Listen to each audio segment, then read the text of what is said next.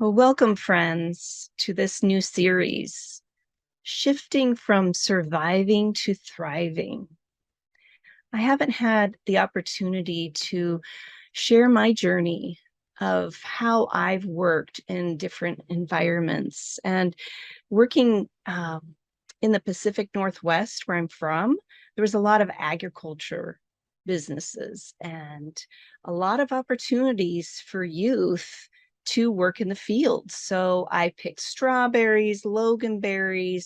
I even dug up flower bulbs and literally worked my way up as it was like, woohoo, I get to go to the bulb barn, which was the assembly line to where they shipped out bulbs across the nation.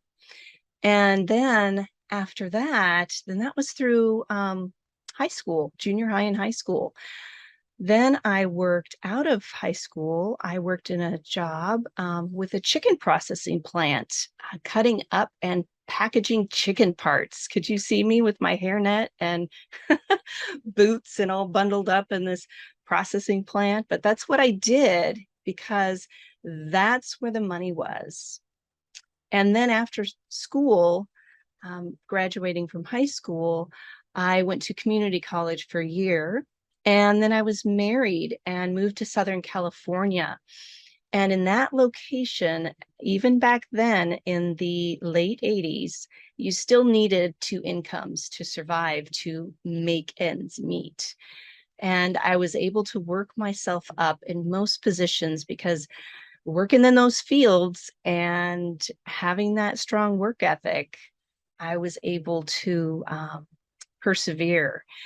I needed to achieve more in order to prove my worth to gain more income. I fell into that trap that we all seem to fall into, as to finish high school or get your GED, go to college in order to obtain a job that will allow you to live comfortably or to afford your expenses. And you know what? For some, that works, and that's okay. But lately, and actually the last 10 years, I've heard more and more from those in their 30s and older that they feel something's missing in their lives, that they tend to get stuck in the grind of the same routine and basically are miserable in their jobs and don't really feel that their lives are fulfilled. And even though they're aware of that, they don't know where to start or even what to do. So for myself, I can only speak for myself here. I was able to think outside the box. I wanted more for myself, and I had to take some pretty big risks and really step into my courageous heart.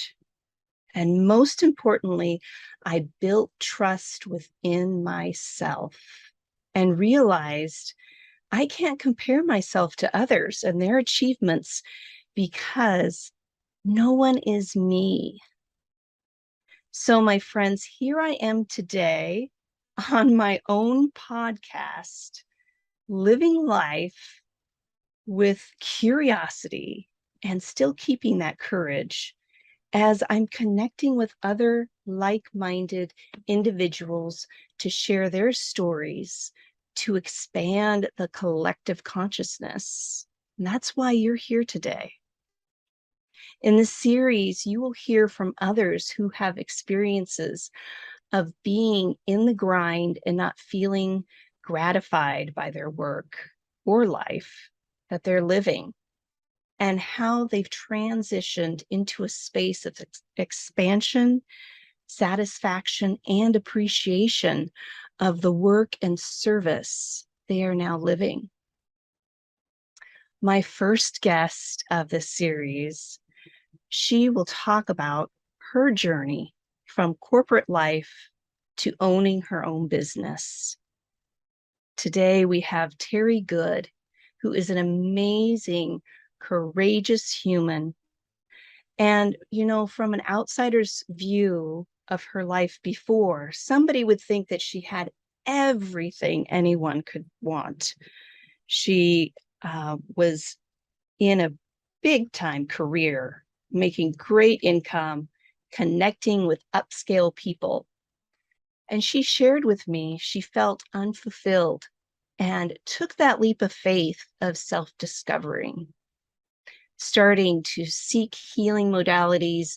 And this helped her open her own business as a fitness and wellness advocate, supporting and inspiring others to live healthier and balanced life. Terri is a Jesus follower, a former gym owner, cookbook author, wellness presenter, Reiki master, and personal trainer. As I said before, she owns her own online wellness facility that synergistically bridges the gap in spiritual, physical, mental, and emotional wellness. And of course, as always, I've worked one-on-one with Terri, and I absolutely love her approach to supporting individuals on a holistic manner. And she really walks side by side to guide you through life's challenges. So without further ado, I invite you to welcome Terri Good to this series. Welcome, Terri. Hi, April. Thank you so much for having me. What a great Yeah, introduction. Thank you. you are That just most warms my welcome. heart. I appreciate that.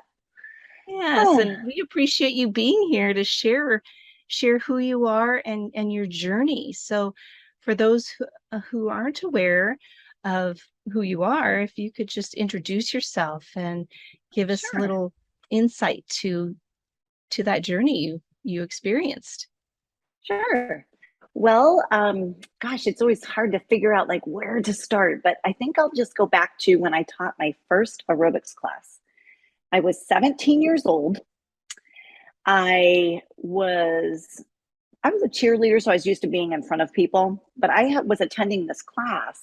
And the instructor, I don't know what happened to her, but for some reason she didn't show up. And it was to Kenny Loggins' The Danger Zone, was the very first warm-up song. And I knew it by heart, and I could probably do it for you. You know, like if you could cue some music, I could probably throw it down right now. No, just kidding. I mean, maybe I could. I don't know. Anyway, 17, the instructor didn't show up, and I taught my first aerobics class. Um, People volunteered me, and I was like, whatever, we could do it, right? Like, let's throw the music on and just do what we can do. And so after that first class, I was hooked. I was just hooked on fitness. I grew up in a household where health and wellness, it wasn't quite at the forefront. We didn't really eat very healthy. My parents didn't really exercise. My mom always tried to instill good habits on us, but boy, did we fight her tooth and nail. So we can't blame her. At 17 teaching that class, it really was it was like a light bulb turned on. And I was like, this is amazing. People can get paid for this. I want to do this. I want to get paid to dance around and have a good time. Let's go. So that was my first class. I taught through college, and then, fast forward, I did some bodybuilding. I was a bodybuilder for years. And during that time, and that kind of sums back to my childhood, I was really in my masculine energy. So I was a doer. I was like, do, and forget about feelings. Don't worry about those things. They don't help you. Like I was in survive mode, like you said, survival versus thriving. And I would say that while that survival mode, that masculine energy really served me through my childhood, it kind of got me, like my big brothers were supposed to be babysitting me when I was a kid, and they weren't around much. So if I wanted to not be left at home alone, I had to get up and keep up with them.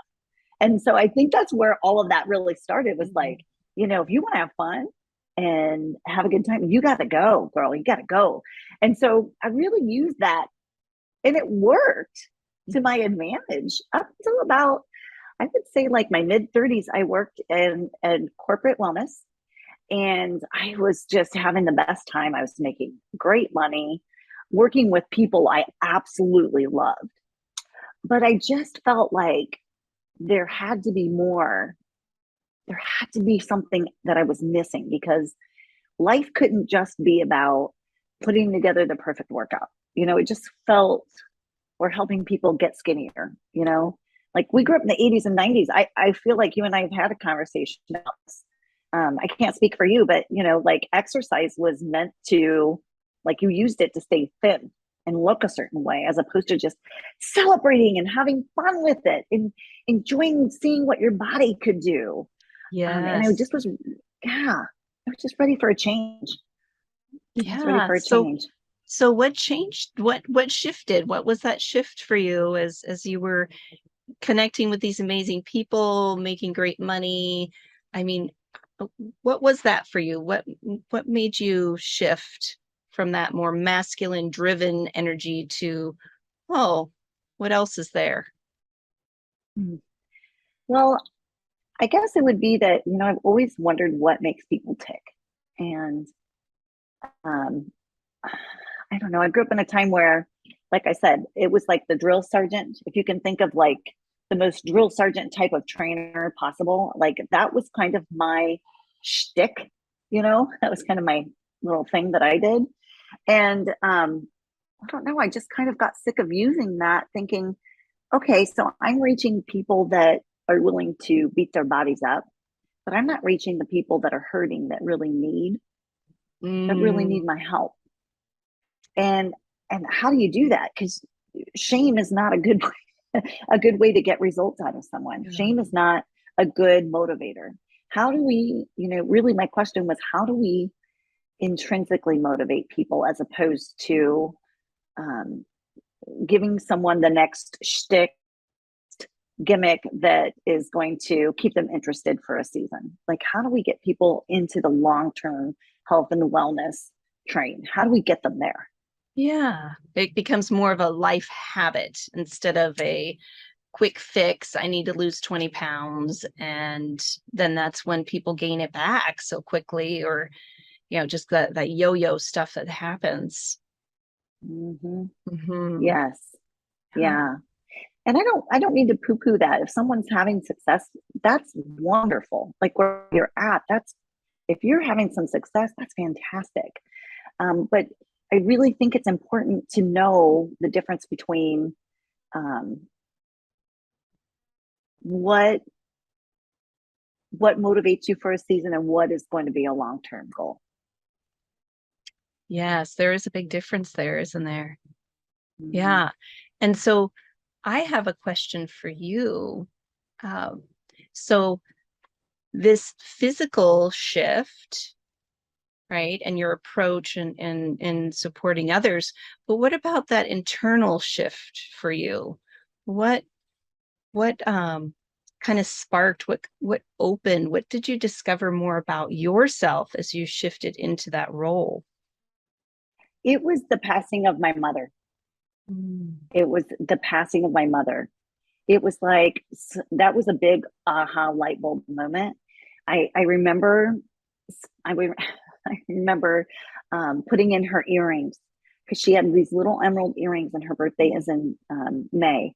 And so it's her birthstone, and I was putting them in, and my mom and I were pretty close. I used to call her basically every day. I mean, like, it would be rare that we didn't talk, you know, 6 out of 7 days a week. And so as after she passed, I was putting her earrings in, and it was almost like I could hear her say to me, those are my birthstone. And I was like, duh, why do you think I'm putting them in? That banter that kids have with her, Yeah. just joking with her, Yes. kind of like, well, of course, that's why I'm wearing them. And it just felt like she was there with me. And I thought, that was my shift of like, okay, Terri, you're not going to keep manipulating the physical world. I mean, this is all Mhm. temporary. This is temporary. Yes. You've got a lot bigger things to do than just sell people a workout. A lot bigger. And that's when I started getting into energy work and started doing a lot more prayer and really going, really connecting and committing to my own spiritual practice. So that Yes. was the shift from that physical to like, okay, we're eternal. So what am I doing just messing around with that stuff? Right? Like, it's fun. I like it. it's an important, people should exercise, but it should be in ways that you love. You know, you should eat healthier foods, but because you want to nourish your body.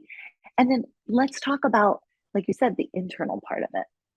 Most definitely. Yeah. And I think a lot of people, they're so focused on the external, such as the body and what it looks like, and comparing themselves to other people who, that's an illusion. You can't be that other person. You can only be No. you. And by building a more of a holistic approach, and for those who do not know, holistic means mind, body, and spirit. So having more of a deeper connection to yourself really helps to motivate you that much more. It's not a means to an end. It's building a relationship and learning and unlearning things, behaviors, thought processes, and really building that relationship with you. Big time. And can I say, not just comparing with others, but even your old self. Ah, I I can't do what I yes, did when I was 20. I'm yes. 48. I can do some pretty cool stuff, but I can't do what I did when I was 20. So what? There's not a reason not to go do something, Oh, that is perfect, Terri. Yeah, I hope everybody right? heard that, right? You're competing with your old self, basically, the Ah, mind comparing, and yeah, we can't go back. So what can you do now? what can you What do can now? you do? Not what can't you do? Because a lot of people, I hear a lot of people talk about that. Because for those who aren't aware, my husband's a triathlete and he's going to be 60 soon. And people are like, well, I can't do that, and because they're putting Yeah, themselves most people in can't. his shoes. And so, yeah, it's what can you do right now? That's what What can you do matters. right now? Yes. And I feel like shifting from more of the spiritual, emotional, finding that connection and doing small things that soothe and support your body. I feel like when you focus on those things, it makes completing physical tasks easy. Like, I feel like before I started doing Reiki with you, my transition started when my mom passed. I started working on my internal, really started thinking about like my soul and my soul's purpose. But once we did our Reiki sessions and I really committed to my morning routine of prayer. I mean, I got to where, like if you can think of how most athletes, they're like, when they wake up, the first thing they want to do is they want to get their fitness on, right? Like they want to get their workouts in, or I mean, think of that was a big shift for me to go, okay, you know what I really miss if I don't do anything all day is I miss my meditation in the morning. I miss that cup of coffee with myself or spark or water or, whatever it is that you like to drink. I love having my hot beverage. We've talked about mud water. We've talked about different beverages.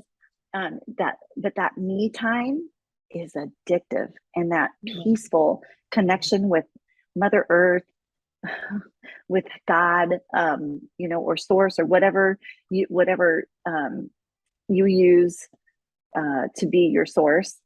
Um, Taking time for that connection, that's the thing you miss the most. That's the thing I miss the most. Yes, I need it. yes. I crave it.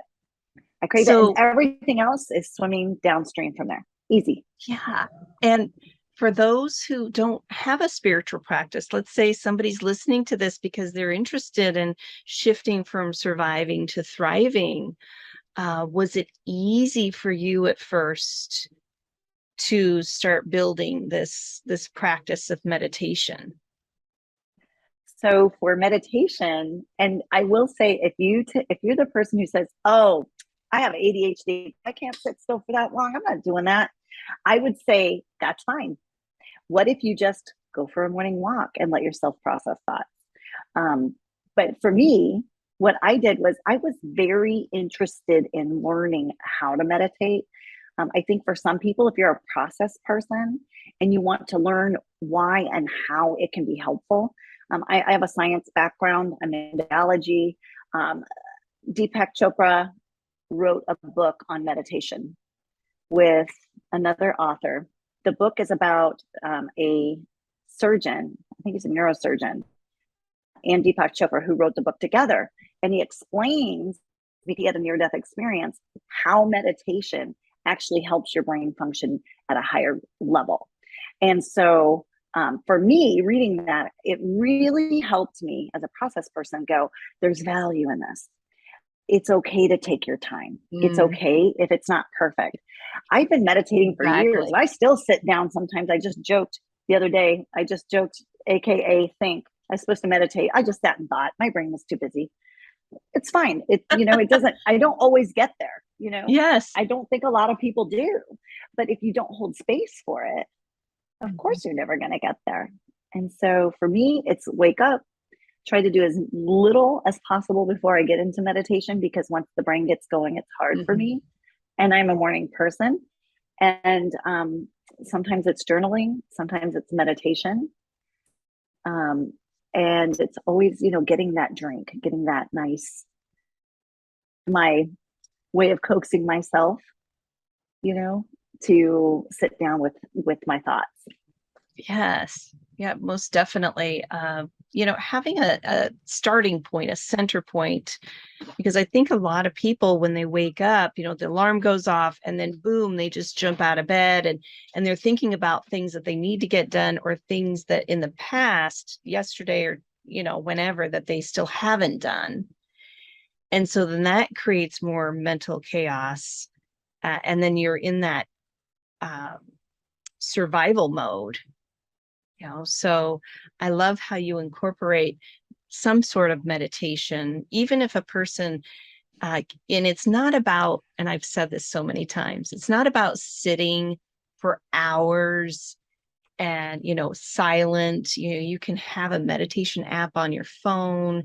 You can listen to music. As you said, Terri, go for a walk. Even your breath can be a meditation, just breathing in and out and focusing on that rhythm. And it can be just 2 minutes or 30 seconds. That's what it is. It just breaks that ruminating thinking and that cycle of thought that's happening there. Terri, if you could just kind of unpack what that was for you, feeling maybe that vulnerability as you were shifting from that masculine to feminine energy. Well, that is a really good question. Thank you for asking this. From, like I said, from being a very young child, very young, and having to fight to keep up with my brothers so I wouldn't get left home alone, so I could go do things and get out of the house and just have some control. I mean, from a childhood perspective of from back then clear up to probably until I was about 38 years old, I've always used my masculine energy to get myself somewhere. So it was really a challenge for me to slow down, to stop trying to do something and just allow answers to come to me. I mean, I could remember getting ready to work with my coach, and this was not physical coaching. This was all lifestyle coaching. And I literally remember thinking, oh, guess I got to go talk about my feelings again. And I was just like, I don't want to do it, and the contrast was I was actually coaching her in training, and she was resistant to that. So the contrast between the two of us was really quite fun and actually helped lighten the load a little bit, because it was like, I wonder what I'm doing that makes her not like working out. It's so much fun. Thinking, she doesn't think it's fun at all. Just like you don't think it's fun to go to coaching. And so my response to that really though is be curious, be curious about your inner dialogue and ask yourself, well, where is that coming from? Because it's okay if you don't love it at first. It's okay if starting a meditation practice and maybe sitting and meditating isn't for you. Maybe it's walking or journaling, or I don't know, like you said, just sitting and thinking about your breath, or doing an app. I mean, there's lots of ways to do it. And that's even the vulnerability of even questioning, why is me feeling my feelings. Why am I so resistant to that? And I know for most men in our Western society, it is so taboo for them to even show their emotions or even get in touch with the insecurities or vulnerabilities or abandonment. The first emotion that usually comes up is anger, because that's a defense.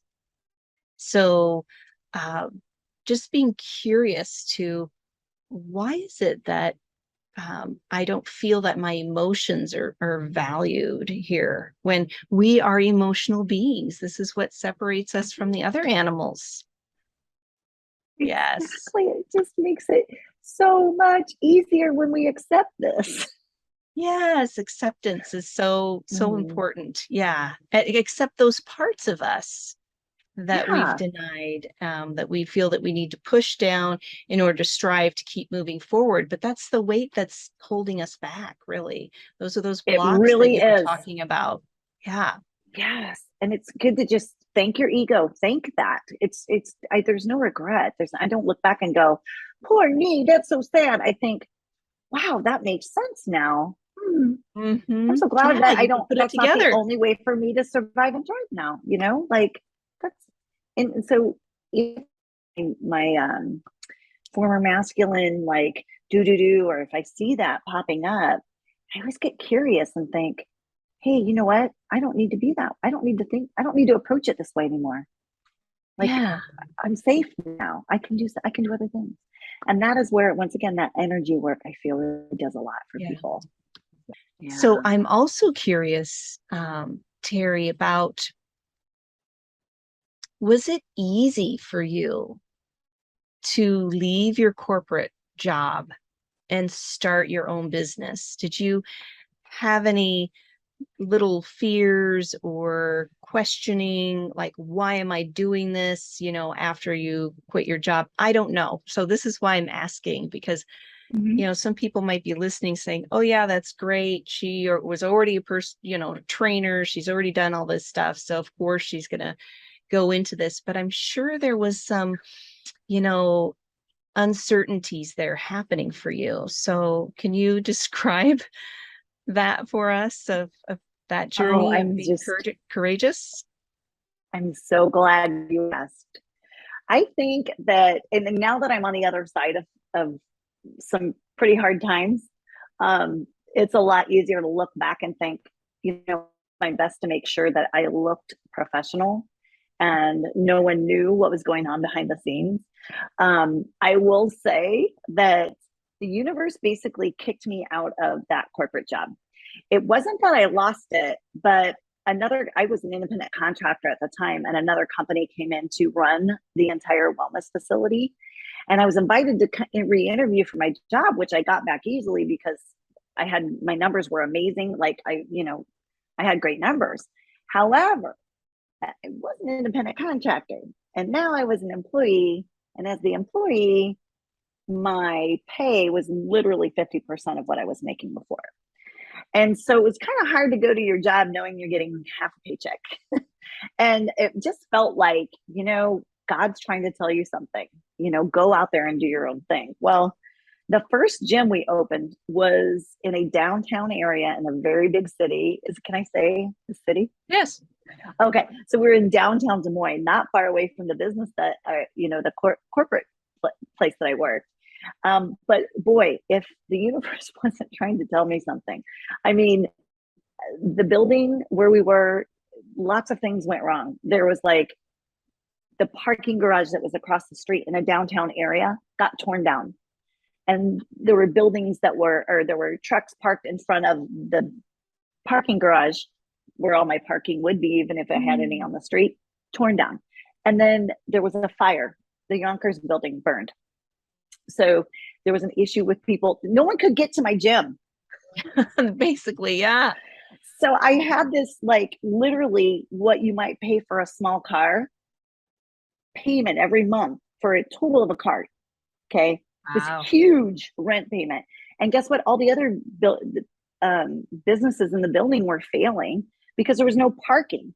And so as these businesses are leaving, our cams are going up. That's, the cost to like get rid of your sewage and your garbage. And I mean, it was not a good financial place to be.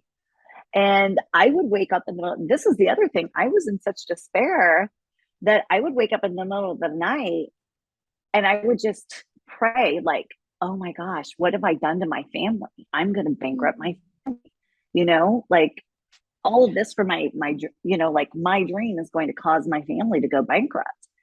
And you know what? By the grace of God, everything worked out. I got out of that building and I got into another one. It was very successful financially. I just knew it was time, though. We had some opportunities come up where, we knew we're empty nesters, that we wanted to live somewhere warmer. And so now we're in Texas. My husband's job brought us here, and it was time to, find someone to help, find someone to take over my gym family, because I love my people. Love Yes. them. I'm as close to my gym family as I am to my own personal family. Yeah. I still care You are a about them. I still very go back and visit dedicated them. person. You're very dedicated. That's what another thing I love about you. Thank You're you. very committed. Yes. Yeah. And so, what happened was when the whole thing for Texas came up, I just prayed and I said, God, or universe, I'm just going to use universal words so anybody could use this. Universe, if I'm supposed to be somewhere else, would you please show me a sign? Would you please? And I said, would you please bring me someone who would love on my clients the way I love on them? I mean, that was the thing that I was stuck. That's where I was stuck.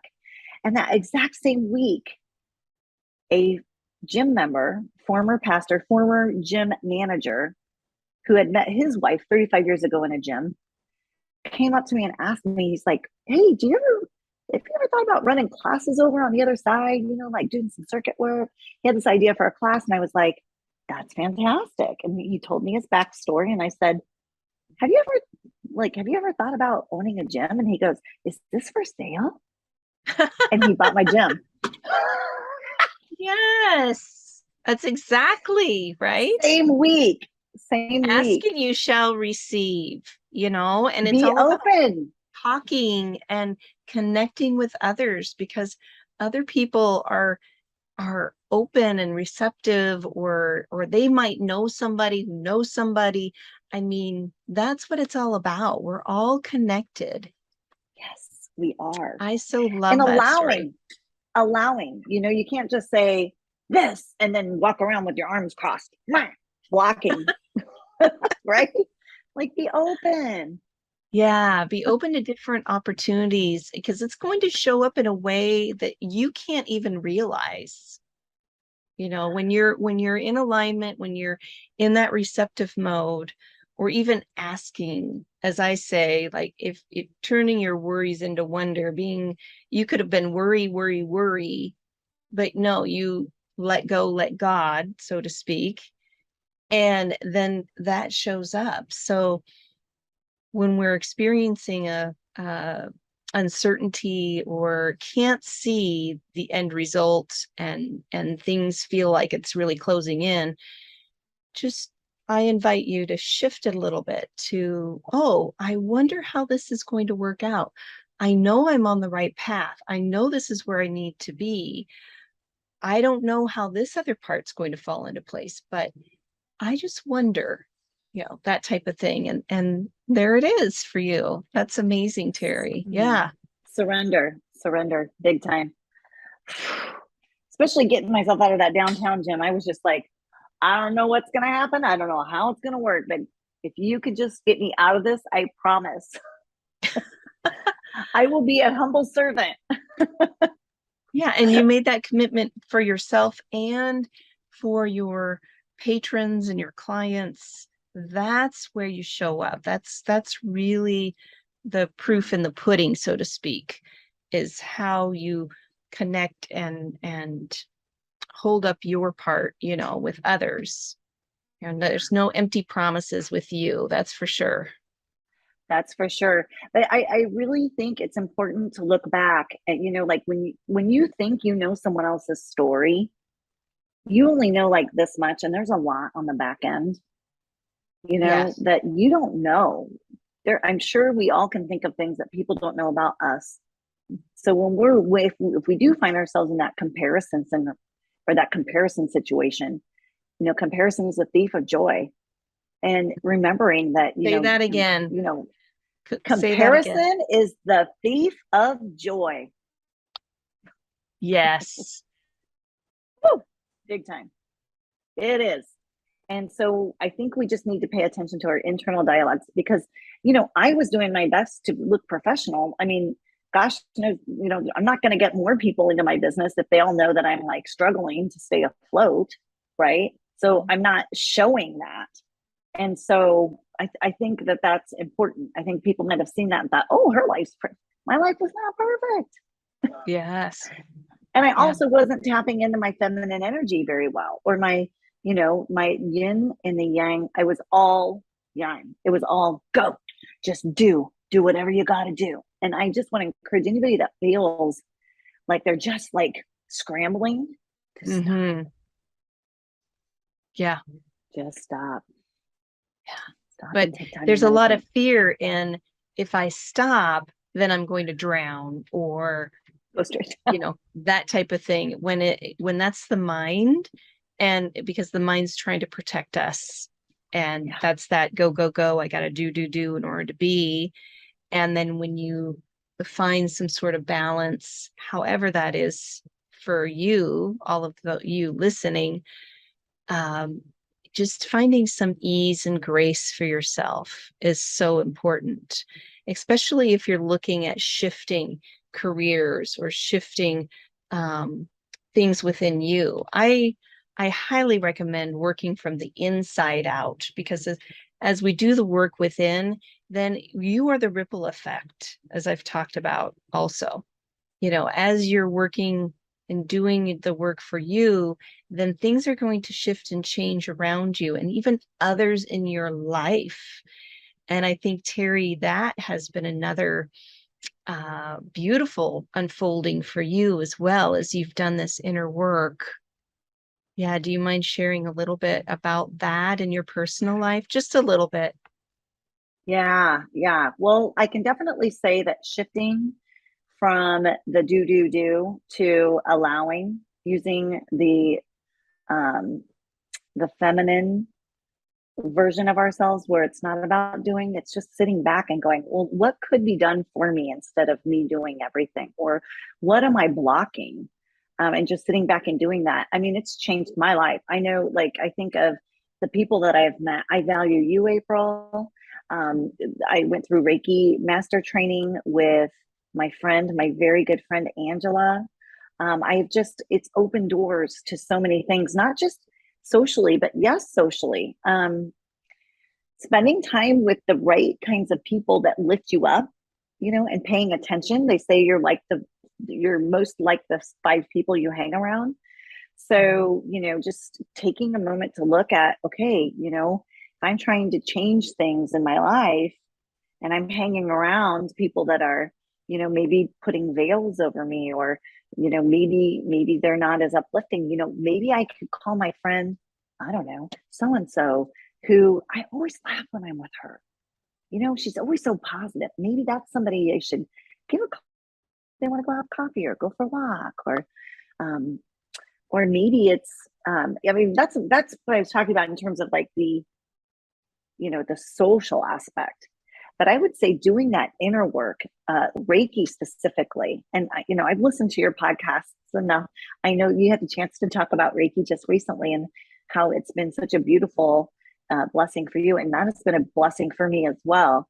And I really feel like it has opened up my body and my energy to allow better things to come to me. I think Yes. that's a really big that. So I use Reiki in my spiritual practice in my morning routine. Every single morning, I start with a Reiki master practice that you taught me. Mhm. Yes. Yeah.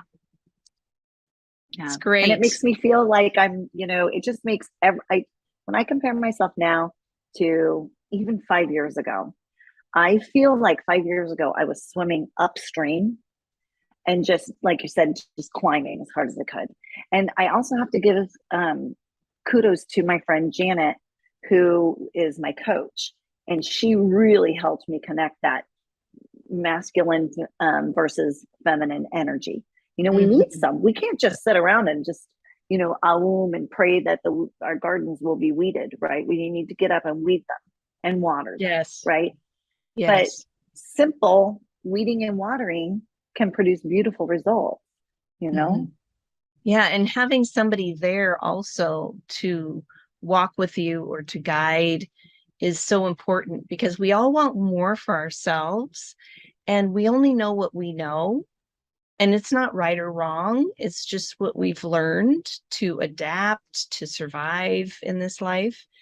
And so having somebody else to observe, like an outside observer, and really being open and there's a little bit of vulnerability with that, sharing yourself with somebody that way they can really help you when you are open to it, because some people, they'll say yes I want help, and then when you're talking with them they'll say what are you talking about, that's not me. Right, they get Cinch up. Yeah. scared. Yeah, and Yeah. and it's uncertainty, and um maybe part of them hasn't witnessed that within them, and so being very open, curious, and just wondering like, well, what can I learn from this person? I want to grow, but I don't know how, or what is this growth all about, type of thing, where it's the spirituality, and um, especially if people are more practical than spiritual. Mm-hmm. It's really about uncovering those layers within you and having Yes. somebody like you yourself, Terri, to help people on that way. So, for those who are interested and want to hear more or learn more about you, what's your contact information? Oh, okay. So my website is infinitesynergywellness.com. Infinite Synergy Wellness. And I'm on Instagram at Infinite Synergy Wellness and on Facebook as well at Infinite Synergy Wellness. And then I am just about to launch. I've kind of done a soft launch. It's there. My YouTube channel is going to be called The Synergy Lab. So out Ooh, back, I have a she shed in the back, and we are going to be outfitting it with fitness equipment, and we are going to be doing fitness tips and different workouts. I also have a cookbook out, so it'll be fitness tips, nutrition tips, and then we'll also be covering some Reiki or some energy work as well. And so I really believe that that is where it all starts. I mean, if you're looking for a place to start, friends, just start looking at that energy work. It makes everything so much easier. Take it from a person who started with the hard part. It was like, gosh, yes, once I and got it, it, I and felt like saying, "Why didn't I know?" and that's okay because you're here now, right? Just like everyone Right. else. And I feel really starting with the heart, and even placing your hands on your heart and feeling that warmth and support from yourself, because we're our own resource. Yeah. And Mm-hmm. then just that's energy. That's really all you need. Really, I know it sounds so hokey, everyone's going, oh So come on now, simple. but it's simple. This is you, right? No one else can do it Simple. for you. So Wonderful. Well, simple. thank you, my friend, for being here today. Thank you for sharing your journey and being that inspiration for others. Yeah. Thank you So, so much for having me. This was really fun. yeah, I so enjoy all of our conversations, even the side conversations that we have. Uh, you know, everyone here, if whether you're listening to the podcast or watching on YouTube, really, Terri, what you see is what you get. this is who she is. She's just a light, and she has so much charisma and wonderful energy, and she truly deeply holds compassion for others. So it's a wonderful way to have someone to help guide you and really see your true potential and help you uncover that for yourself. So thank you, Thank my you so friends, much. for being here, for tuning in for this series. And next time, I look forward to connecting with you and bringing in more guests to share their stories of shifting from surviving to thriving, and really discovering more about ourselves on this journey. Be well.